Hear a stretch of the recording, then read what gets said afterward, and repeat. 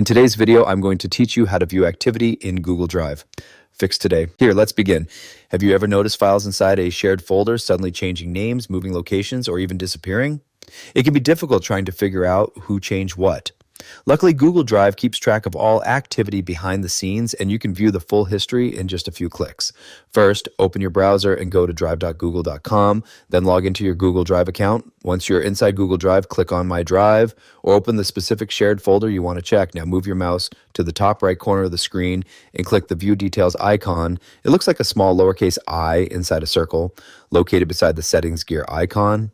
A panel will slide open on the right side of the screen. At the top of this panel, click the Activity tab. You'll now see a scrolling history list showing recent edits, file moves, deletions, sharing updates, and other changes connected to your files and folders. Another way to access activity is by right-clicking a file or folder, hovering over file information or folder information, then selecting Activity. You can also use a keyboard shortcut. First, select the file or folder, then press Alt+V, release the keys, then press A on your keyboard.